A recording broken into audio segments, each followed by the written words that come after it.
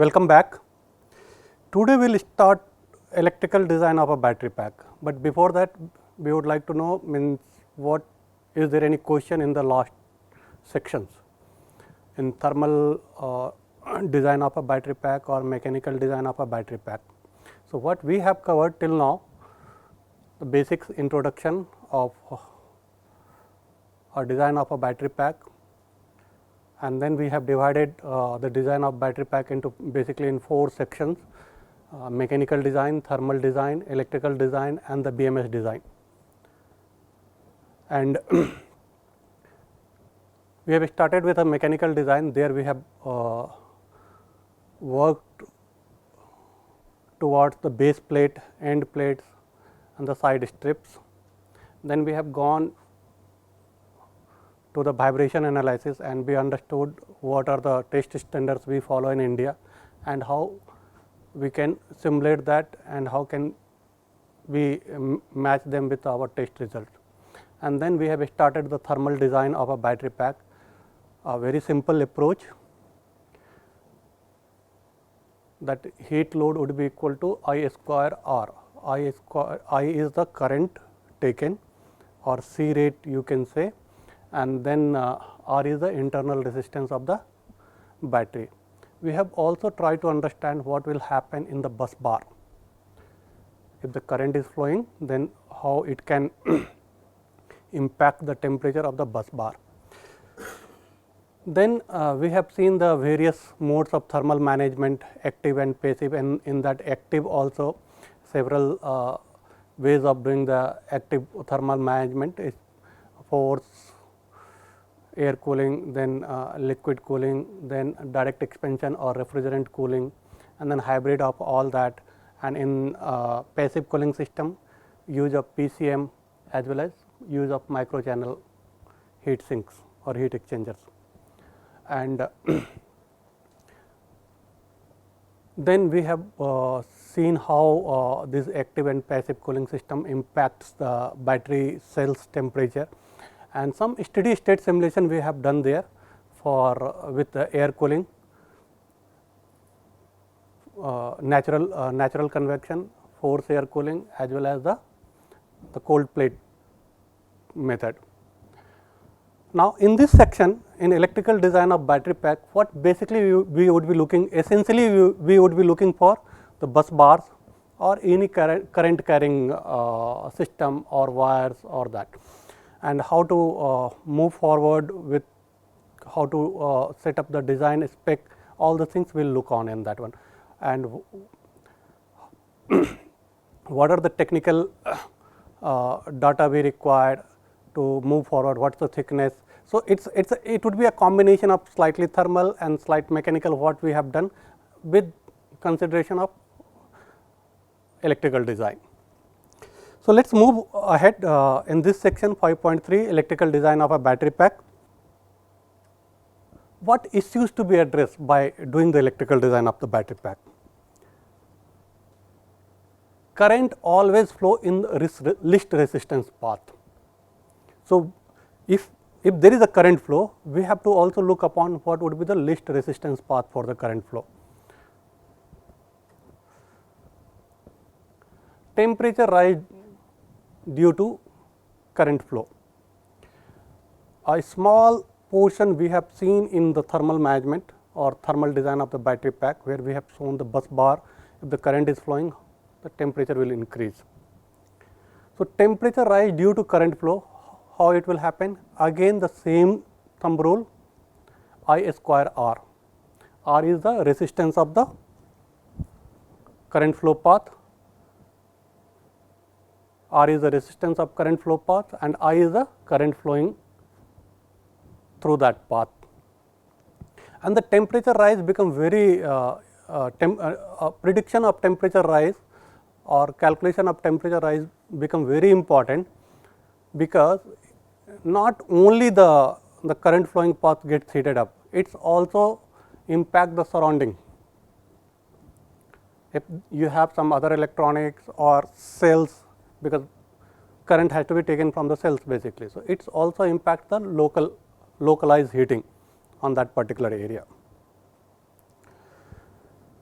Right. Then a very important factor which comes is short circuit current stresses and how to protect that. What happens in the short circuit? A huge amount of current flows in very short duration. When huge amount of current flows in very short duration, the temperature locally can go very high. A very high temperature will lead to melting of that particular region, and once my circuit is disconnected because of the melting, you cannot take the current. Now, the melting is localized for that particular thing, but it can also impact its surrounding area.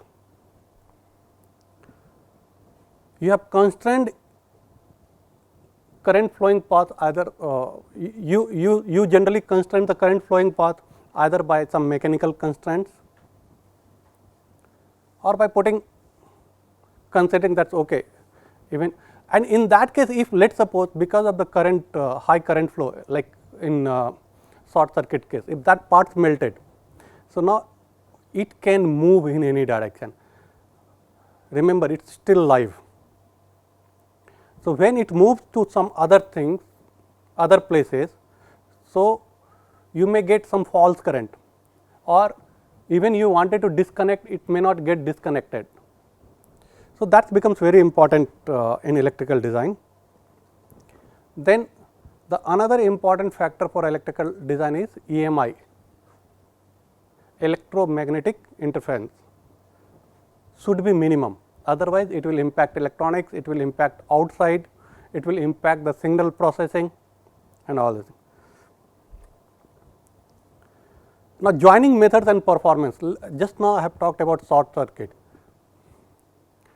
So, we have to be very careful, even, and it can happen, it happens. In fact, most of the fire in electrical building happens because of the short circuit. So, my joining method and its performance should be robust enough to sustain the even short circuit currents. Now, what essentially electrical design means? A bus bar or a cable through which current flows. So, we will use terminology bus bar here, because that is mostly used in the battery pack, and the same principle will apply for if you are using the cable also. So, an improperly designed bus bar can impair system operation, that means your current will not flow, or if it will flow, very high resistance because of the contacts or not proper overlap, localized heating.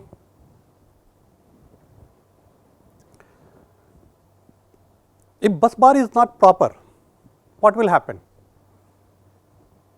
Most of the electrical energy will get converted into heat energy, and when it is converting into heat energy, essentially you are wasting the energy. You are not able to do any useful work from that. So, what will happen? Your efficiency of the system will decrease, and that is why result in poor efficiency. Overheat self and nearby components. If my design is not proper, if I have not taken proper consideration of the resistance, and that resistance can happen because of anything, could be joining, could be overlapping, could be threading. So, it will overheat, not only it will overheat, it will also overheat the nearby system and component. Pose safety and reliability issue. Now, current during the short circuit is so high, it will melt. If you do not have a proper material, fire retardant material, what will happen? Even if you have a fire retardant material is that its ignition point would be very high, not infinity. So, it can lead to the fire, that is one of the things. It can lead to the severe damage of nearby component. It can lead to the safety of human who is operating there. because your current path still may not be completely open. There might be some current flow still going on, and during the short circuit scenario, the current flow is basically it's huge, and you have designed some system for operation for 3 years. If electrical design is not proper, what will happen? It may fail in 6 months time. So, your reliability issues comes there.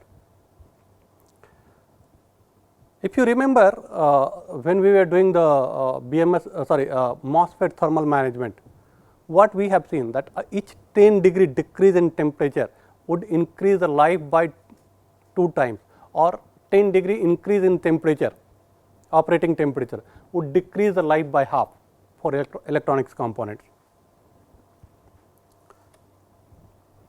It can incur structural damage, mostly due to overheating. So, that is what I am saying. So, heat a term comes regularly here, and then second thing is joining method and design.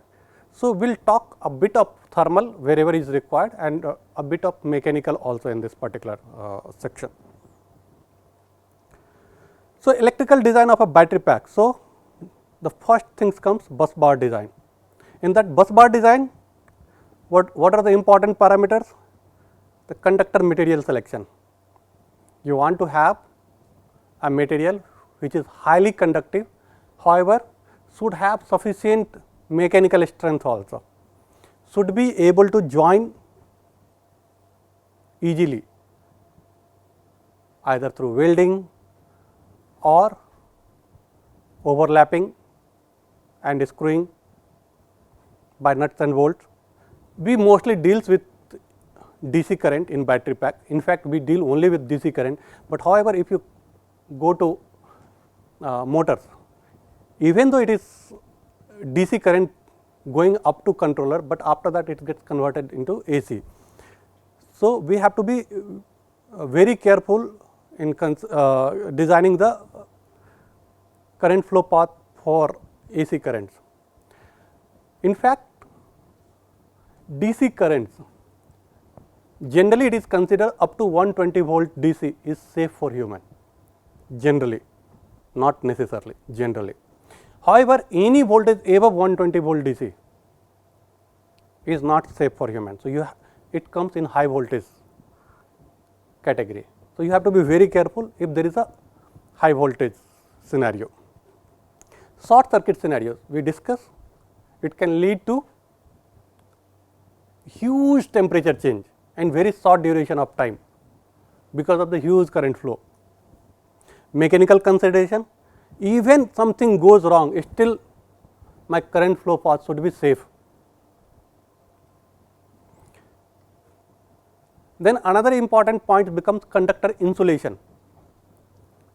By mistake, if somebody touches or if it is getting overheated, it should not damage the surrounding and itself. And at the end, optimization of busbar design, that always has to be done. Now, second thing what is very important is contact resistance. Contact resistance is unwanted resistance, and that happened because of the poor workmanship. Poor workmanship, either you are not following the proper environment, that means clean room consideration, that means your moisture content where you are assembling or doing the work should be minimum. It should not have a greasy surface because that would lead to the additional resistance. The surface has to be very smooth, so that one over other when it joins or you overlap or you weld should be in perfect contact, which is not possible. Complete smooth surface is not possible. So, you try to maximize the smoothness. Then voltage drop, again it comes because of the resistance only. If my voltage drop in bus bar itself is huge, I will not get the desired voltage output. let us take example of what we have designed in mechanical and thermal section 2P16S. So, how many bus bars we required? 17, because 16 in series. So, if the bus bar resistance is very high, what will happen? There would be huge voltage drop in between that, and we will never be able to achieve the 60 volt condition in that case. We would be fall short or long below than 60 volt criteria. So, the voltage drop has to be minimized. For that, again what we have to do? The resistance has to be minimized. Current equalization. If there is a multiple path of current flow,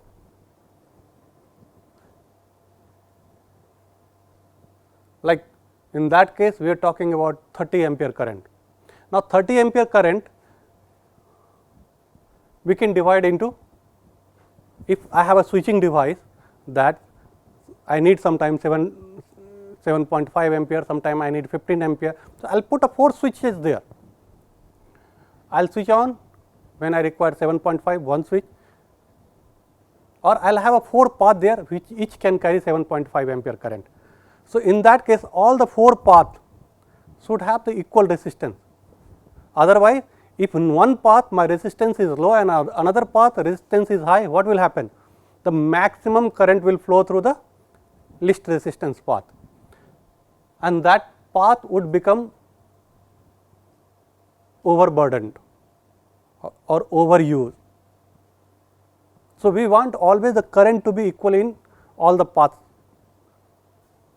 if it is multiple path available there. Now, the last in electrical design, the bus bar joining method, that is a very important,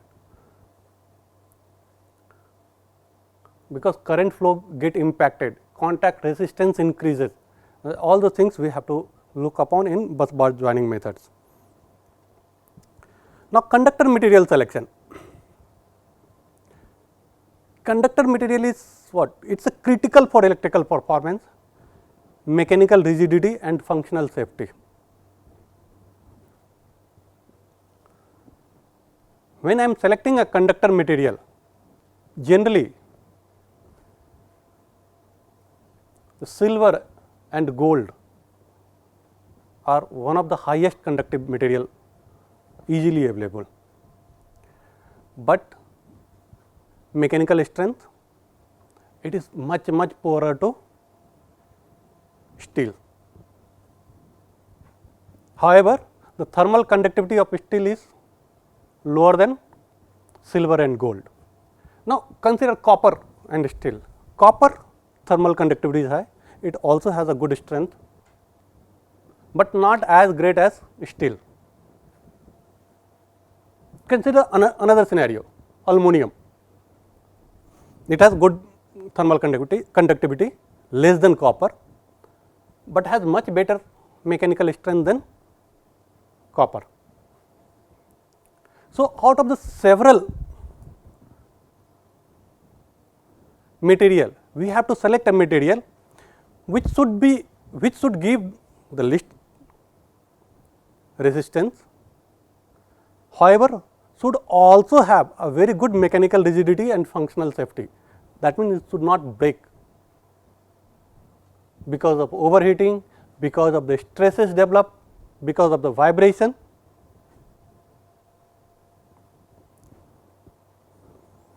Thermal consideration. When we are talking about thermal consideration, is it possible to provide venting? Because if venting is there, there could always be natural convection, as well as if possible we can also provide the forced convection. And from where that heat is coming? Because of the current flow and the resistance. Characteristics of bus bar material. Characteristic means mechanical, thermal and electrical properties of the material, and all these together needs a careful consideration or careful evaluation.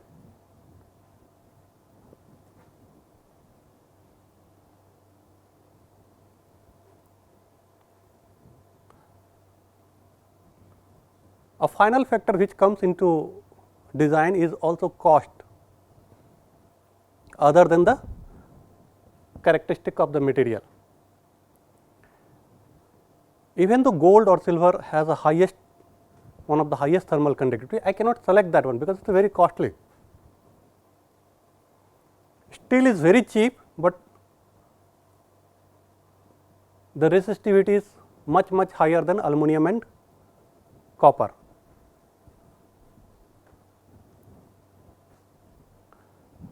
Copper is good conductor, has good mechanical strength. Same way, mechanical is good conductor, has good mechanical strength, but then sometime the weldment, when we do the welding on the cell, generally cell terminals are generally made of aluminum. So, two dissimilar material welding sometimes becomes difficult. So, we try to go for a material which has a similar properties. So, either copper or aluminum, and many a time we select aluminum because of its very important properties. It has a good thermal conductivity, good strength, cost is very low. So, the characteristic of a busbar material should have low electrical and thermal resistance, high mechanical strength in tension, compression and the shear, high resistance to the fatigue failure. Fatigue is what? The cyclic stress. Low electrical resistance of surface films. So, whenever you take metal in an environment, generally a layer of metal oxide gets formed. So, when that metal oxide layers get formed, that is what we say that as a surface film. Even that should have a very low electrical resistance. Ease of fabrication. If it is not easy to fabricate, it will add the cost. High resistance to the corrosion. It is impossible to maintain the dry room condition. Humidity 0, impossible to maintain. You need very sophisticated setup for that one. Or because of any leakage or any holes in the battery pack, if somehow some air goes inside, it will have some humidity factor. Now, current is also flowing in that. So, what will happen? It may corrode because of dust ingress or because of the humidity ingress. There is always a possibility that it will corrode. So, a material which we select should have the high resistance to the corrosion.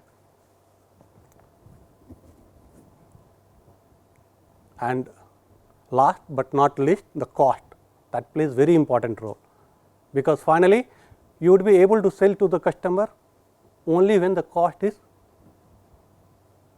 minimal or optimal.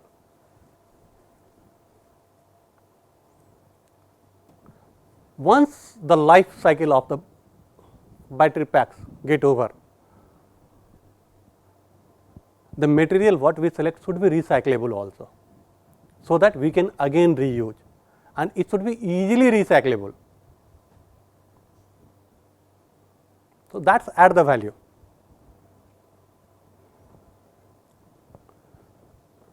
Considering all these things, all these parameters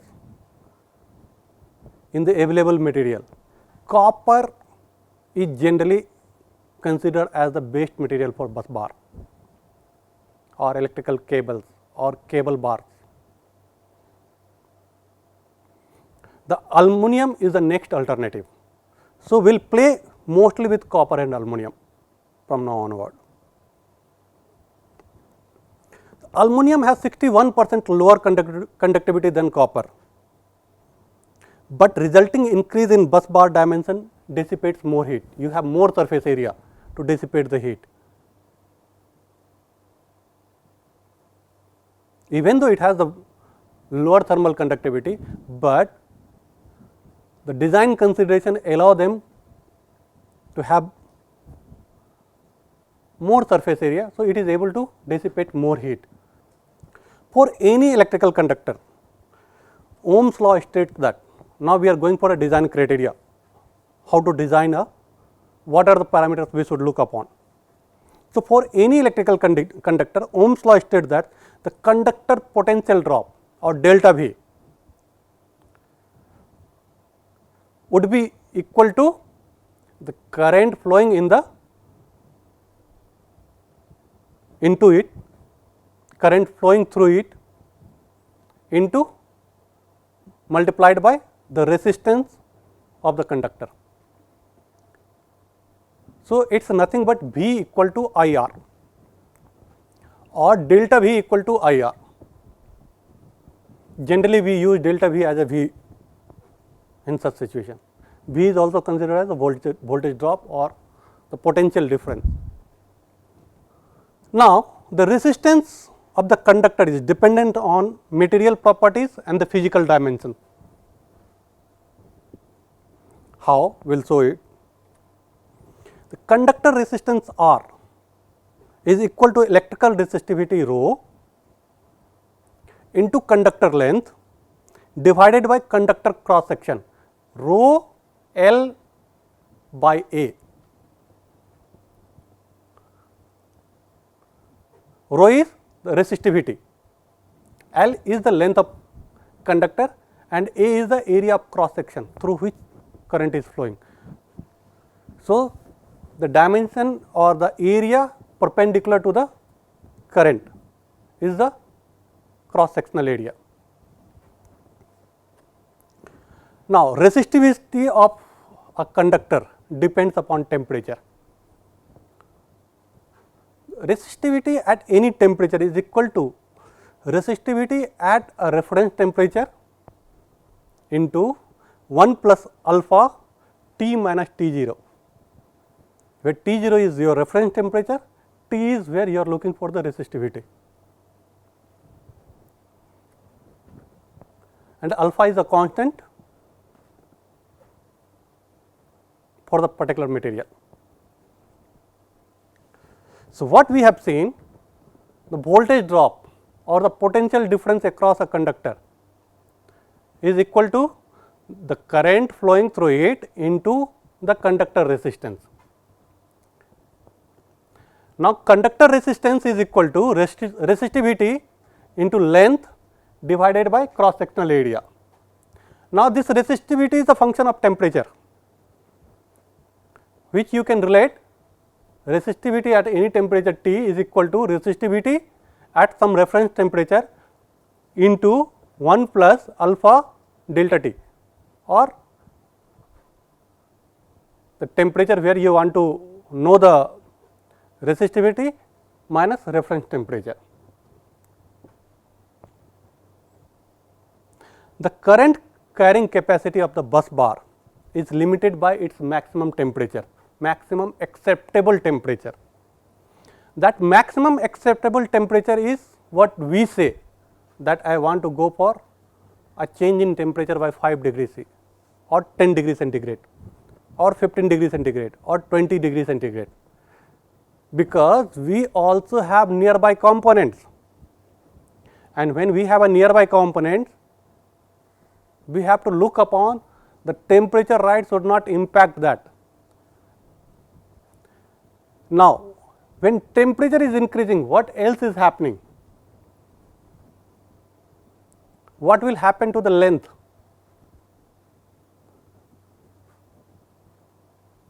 Have you heard a term thermal expansion? If temperature increases, generally metal expand, and if it is constrained at both the end, what will happen? Thermal stress will get developed. So, we have to see all those things there, and then we have to decide what is acceptable temperature limit to which I can allow the conductor to work on. and again it depends upon the ambient condition. Ambient condition means surrounding temperature.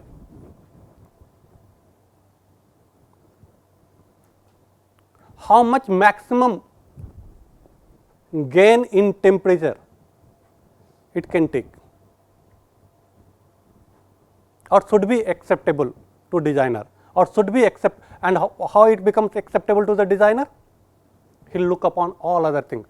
There should not be any thermal stress. If the thermal stress is there, is it constrained? Will it affect the life or will it fail?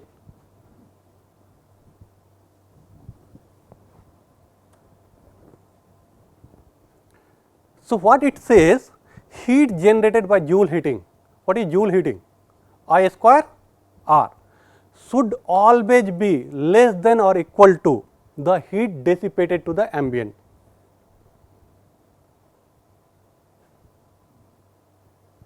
So, what we have seen, the potential difference, that is equal to current flowing into the resistance of the conductor. Then what we see, the resistance of the conductor is equal to resistivity multiplied with the length of conductor divided by the cross sectional area. Now, resistivity is a function of temperature, and then finally comes what is the design criteria, what is the acceptable limit I can allow the temperature to be there. When I say this is my acceptable limit, in that case the Joule heating is I square R. Joule heating should always be less than equal to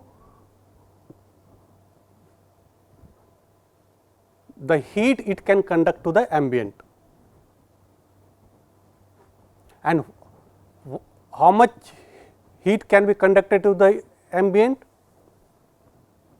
is equal to H A delta T, convective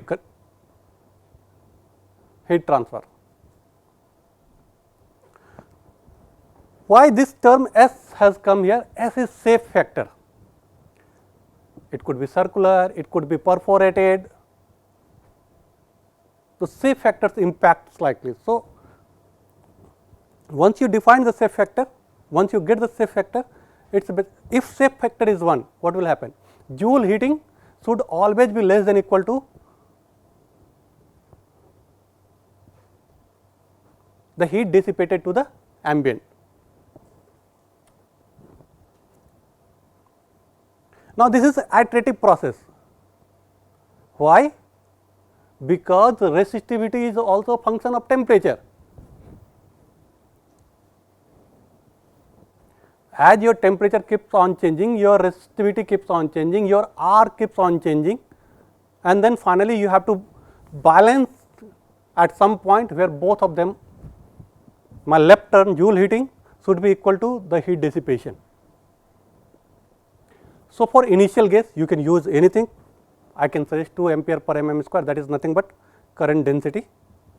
You can use anything. In fact, the simplest thing would be you use I square R into S equal to H A delta T. From there you find out what is the R, because you know H, you know the surface area, you know the delta T because the maximum acceptable temperature. From that you can put 5 degree, 10 degree, 12 degree, 15 degree depending upon the your other calculations or experiments. So, you will find out R. From that particular R you get a resistivity, and that resistivity you can consider for your initial guess.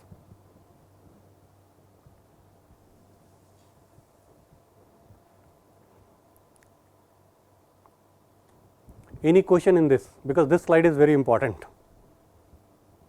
What we have discussed is very important. Any question on this? If you did not understand, you can ask.